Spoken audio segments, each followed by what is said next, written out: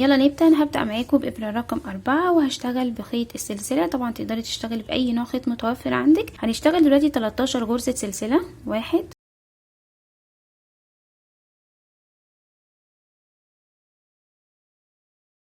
الخطوة اللي بعد كده هنيجي نشتغل غرزة حشو في ظهر السلاسل. فهنبدأ كده نشتغل هنا في الغرزة اللي بعد السلسلة. شايفين دي السلسلة احنا ارتفعناها، نشتغل هنا من بعديها في ظهرها كده غرزة حشو.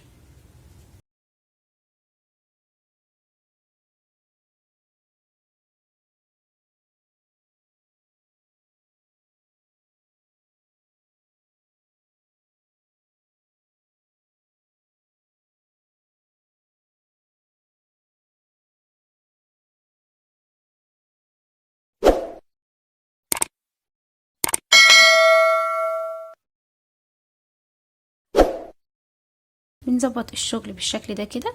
بعد كده هنرتفع سلسلة واحدة وهنلف الشغل، وهشتغل تحت الحلقتين غرزة حشو بالشكل ده، واللي بعديها غرزة حشو، وهفضل شغالة كده بنفس الطريقة لحد ما اوصل لنهاية السطر.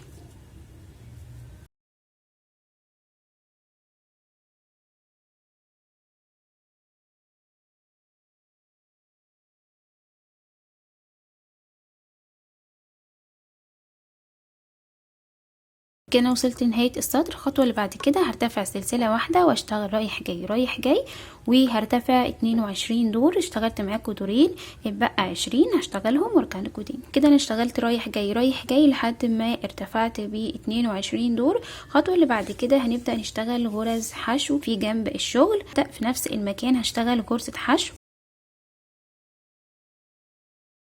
وهشتغل هنا في جنب الشغل غرز حشو.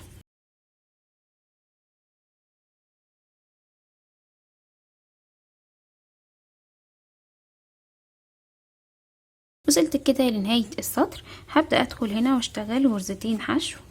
1 2. كمل السطر ده لحد ما اوصل لنهايته واشتغل غرزتين حشو. كمل برضو في الجنب ده غرز حشو لحد ما اوصل لنهاية السطر. من هنا هكمل الشغل ده وارجع لكم تاني. وصلت كده لنهاية القطعة ولفيت القطعة كلها بغرز من الحشو زي ما انتم شايفين كده.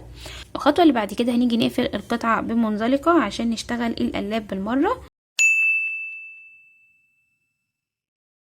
الخطوة اللي بعد كده هاجي ارتفع سلسلة واحدة، وفي نفس المكان هنشتغل غرزة حشو،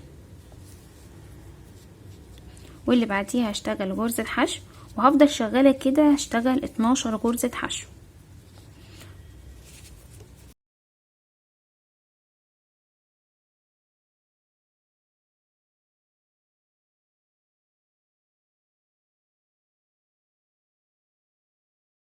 وبكده انا اشتغلت 12 غرزة حشو. الخطوة اللي بعد كده هنرتفع سلسلة واحدة وهنلف الشغل، وهنيجي نشتغل غرزة حشو عادية تحت الحلقتين عادي خالص.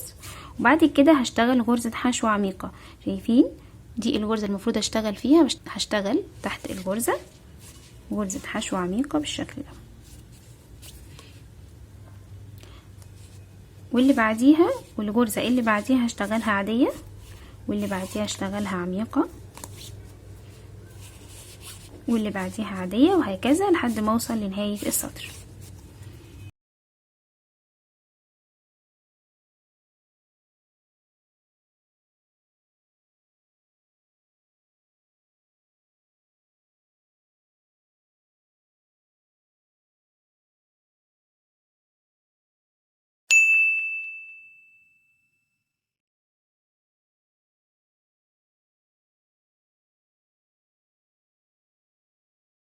الخطوة اللي بعد كده هبدأ ارتفع سلسلة واحدة وهلف الشغل. عندي هنا في البداية غرزة حشو عميقة هشتغل فوقيها غرزة حشو عادية، وهشتغل بالتبادل. عندي هنا غرزة حشو عادية هشتغلها عميقة، بنزل كده في السطر اللي تحتيها بالظبط وهسحب غرزة حشو عميقة.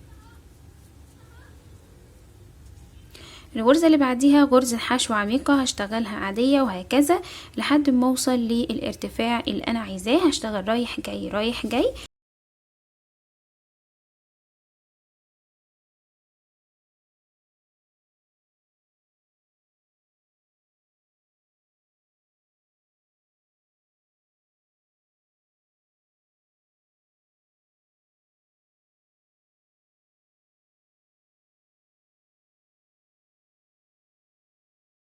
بالشكل ده كده. تمام.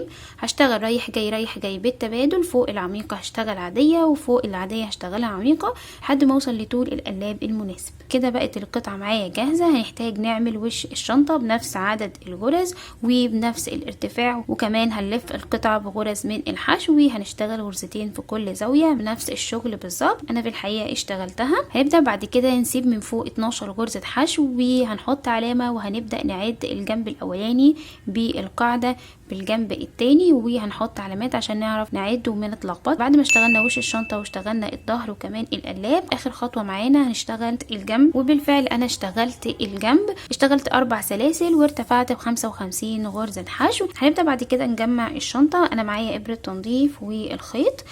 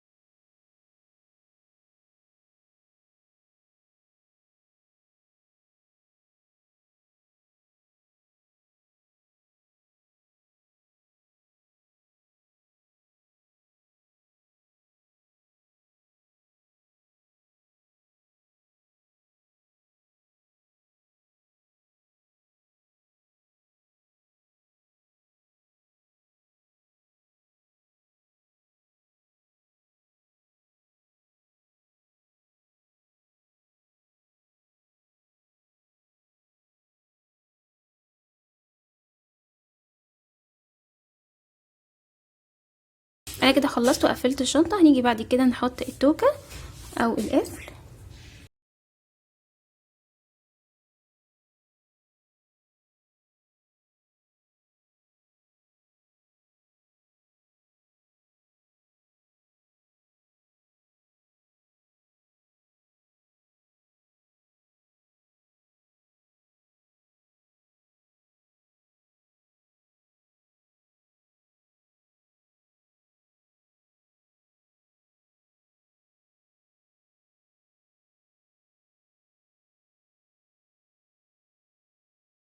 وبكده انتهيت من الفيديو. اتمنى يكون الفيديو عجبكم وكمان الشنطه عجبتكم.